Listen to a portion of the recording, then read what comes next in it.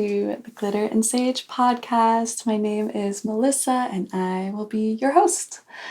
So today's episode is episode 1. So we're just beginning and I'm really excited to start sharing these. I have a couple episodes recorded already that are interviews, and moving forward, probably most of these episodes will end up being interviews, but it felt most in alignment for me to record the first episode as a solo episode and to come in with this episode with a little introduction and to be setting intentions for this whole project and what I am calling in this podcast to be. So I guess a good place to start would be with the name Glitter and Sage, which has a couple different meanings.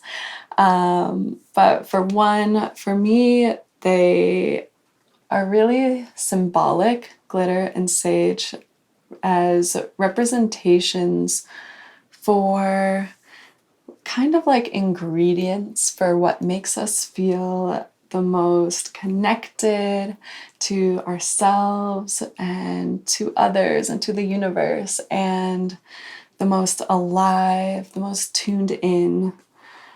And for me, that is glitter representing music and sage representing spirituality and wellness. And also, Sage is my cat's name. And so I named her after the plant sage, which I do have a little bundle here with me. And I am also wearing some biodegradable glitter for this first episode. That felt right.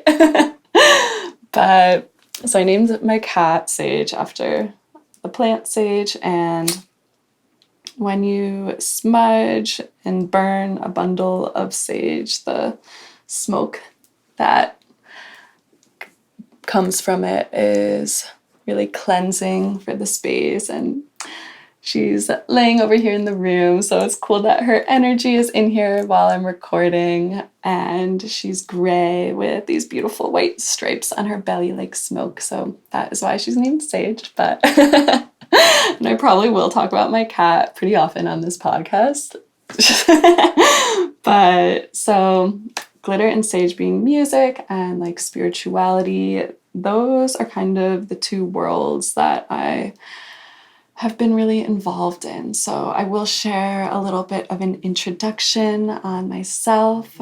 Glitter being live music. I've been working in the music scene for many years. I think I got my bartending license when I was 19 so that I could bartend in music venues and be in these spaces of seeing a lot of live music and just being surrounded by that. So I've worked at many music venues, and I have worked at radio stations. I interned at the independent local radio station and worked at music festivals with them.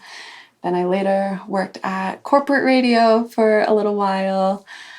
And to now, I have a silent disco company. I am one of the 4 co-founders of Quiet Hours, and my partners and I are really passionate about dancing and creating community around beautiful dance experiences. And for me, music is really powerful, like this universal language. And being in a crowd at a festival or a crowd at a venue, surrounded by a bunch of people, coming together for music is one of those things that just makes me the most alive. And I was also thinking about this glitter and sage as ingredients of finding magic in everyday life. So that is feeling pure magic to me, is being at a show, being at a festival, maybe playing a shaker in a jam circle. I do love that. And I am also currently manifesting a fiddle teacher. So if anyone is listening to this and is a fiddle teacher, reach out to me. I am looking to learn to play the fiddle I have. But so also sage, let's go on to that. Sage representing spirituality, wellness, yoga. So for me, that really looks like, I did kind of go back and forth if I was going to go into this side of things, but wellness, I've had a really big wellness journey. About 3 years ago was when I got really sick with Lyme disease. And for 2 years, I was on this path of trying to get better and spent 2 years really up and down in struggling with how I was feeling in my body, with joint pain and brain fog and headaches. And for me, that started with trying some different antibiotics, and that didn't really work for me. So kind of exploring Eastern medicine and other modalities of healing and wellness. And so that path led me to acupuncture and meditation. I really went deeper into my meditation practice during that time. And herbalism, I followed some herbal supplement protocols. And I'm not saying I'm at all against Western medicine. I did, during this 2 years, go to 6 different doctors and did get some help along the way from all of them. And I did, at the end of those 2 years, do an IV treatment of antibiotics for a month after having a spinal tap. And I'm definitely not against Western medicine, but I did also gain a lot and really opened up to my own healing by tapping into and exploring other modalities of healing. So that was my journey with that. And when I did start feeling a lot better from the Lyme after 2 years was right when I started living and working at Omega Institute in upstate New York, which is a holistic studies retreat center. Ram Dass was one of the first teachers there, and living in community and being of service there was one of the most magical experiences and transformative experiences I've had. And I really got to go a lot deeper on my yoga practice being there, and trained in Reiki while I was there. I also worked in the wellness center, so was booking appointments with all of these incredible wellness practitioners offering services like massage therapy to different kinds of energy healing and crystal healing. Just all these different beautiful modalities. So that was really beautiful to experience myself and to have some really profound experiences with that. Also, when I was recovering from Lyme was when that path of curiosity and wellness and different approaches to healing led me to plant medicine and sitting in ceremony with ayahuasca, which is going to probably be a whole episode on its own, because that was just really transformative and healing for me. But so then after my time at Omega, I went to India and lived in India for about 5 months. And I started my travels there in Rishikesh and spent a month at my first yoga teacher training in the Himalayan mountains at Sattva. And just had this incredible experience being completely immersed in yoga for a whole month. I'm sure there will be some episodes moving forward that will be interviews with some of my teachers there, and I will definitely be sharing a lot more about my training there. But then after my yoga training, I continued traveling through India and landed in Goa, where I worked at a reggae festival and for a music company there, and started teaching yoga at this really beautiful yoga deck at a retreat right on the beach overlooking the ocean. And so moving into that seat as yoga teacher was just really incredible. So that actually brings me to the significance of this launch date, 2022, February 22nd. When I was looking at the calendar, deciding what day to launch the podcast, that day just really stuck out to me on the calendar. And then when I was preparing for this episode and kind of jotting down things I wanted to say, I pulled out a journal that I had gotten while I was in India.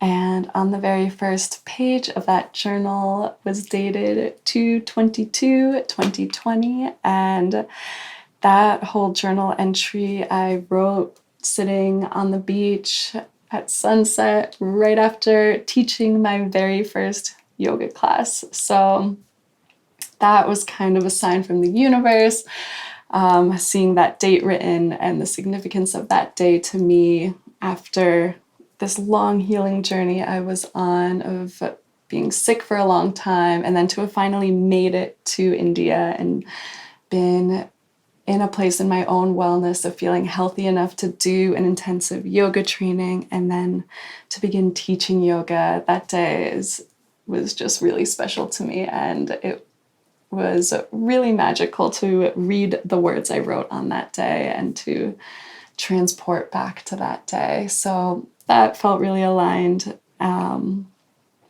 to share on 2/22. And also right now I'm recording this episode in the energy of the new moon in February. So new moons are a really special time to set intentions. The energy is really good for that and for manifesting. And also for setting intentions when I sit down each morning for my meditation practice. First thing in the morning, I sit down and do some breath work, and I have a whole practice that I do every day. And the end of that practice is to set some intentions for the day. Often, if you go to a yoga class, the teacher will invite you to set some intentions for the beginning of that practice. And when I facilitate an ecstatic dance with my silent disco company, we start that dance journey in a circle and grounding into our bodies and setting some intentions for the dance. Maybe some things to release in the dance and setting some intentions for what we want to call in that dance. So this feels aligned to be setting some intentions for this podcast. So I will do that now. So my intentions for this podcast are really just to connect with all different kinds of people. I didn't really want to have a strict niche audience. and set boundaries of who I would be interviewing. So that's why I've kept it kind of open with glitter and sage and being kind of broad. And so these interviews will be with musicians, with yogis, different teachers, healers, astrologers, friends.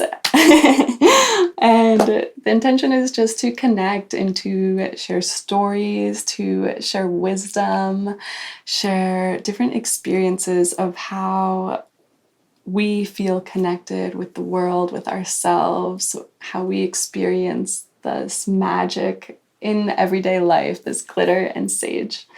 So I'm really excited to share the episodes that I've already recorded. Next week's episode will be the first interview, and that one is recorded with one of my favorite bands, Calliope Musicals. They are from Austin, Texas, and a really fun band. And we recorded the interview in New York City right after one of their shows, sitting on the floor of the venue in a big circle with the whole band in that energy, being in the space of where they just put on this incredible show. So I'm really excited to share that episode. And also another episode coming up that I've already recorded was with Arjun Bruggeman, who plays tabla for kirtan artist Krishna Das, and Arjun also has his own incredible music as well. And that interview we recorded right at the end of Ecstatic Chant Weekend at Omega. So that was a couple day long kirtan workshop, almost like a little festival. And so was in this euphoria energy of having been chanting mantras for a couple days, and we're recording while playing with his little adorable dog Muji, who often sits on his lap while he's playing the tabla. So that was a really great interview I'm excited to share. And another one coming up is one I recorded with my dear friend Adam Fichtelberg. He was at Omega with me and is a really incredible musician. And that interview we recorded in India, our two separate trips connected together in Rishikesh. So we got to explore the town of Rishikesh for a few days together. And then we recorded this episode, I think a day after he had played a set in a cafe, and we recorded while sitting next to the Ganga River, and there's like monkeys running around us, and that was a really fun one to record. So excited to share that one as well. And yeah, just excited to continue having these conversations about what lights people up and makes them feel magic in everyday life. For me, that is glitter and sage. So just to close this episode, I want to come back to some music, and I have here a Shruti box, which is an instrument in the harmonium family, used for vocal tuning and meditation and sound healing. So this instrument is really special to me. My friend Like gifted it to me right before I left Goa to come home to New York.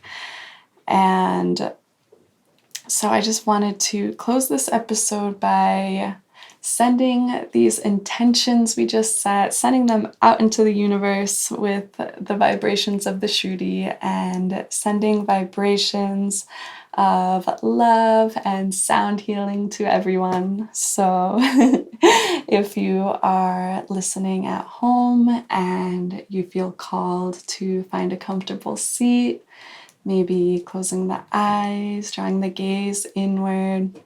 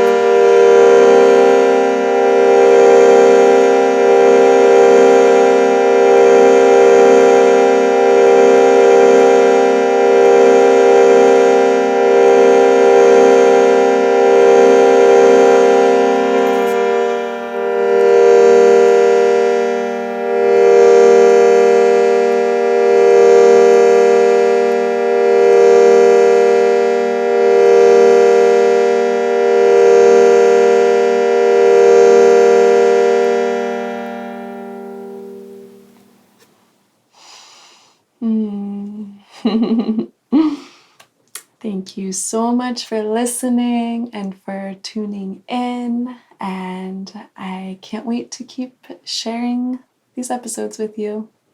See you next time. Thank you for tuning in to the Glitter and Sage podcast. The intro music is from the song Drishti by my beautiful friends Cosmal. That's Cosmal. Be sure to check out their amazing music, art, and mindfulness videos. And also big love to my creative partner, David Atwood, who does all my sound engineering and video editing. Thank you, David. You can check out his music under his DJ name, Mr. Atwood, ATWOOD. And you can follow me on Instagram at glitter.and.sage. And if you enjoyed this episode, please make sure you rate, review, and share this podcast. I hope your day is filled with so much magic. See you next week.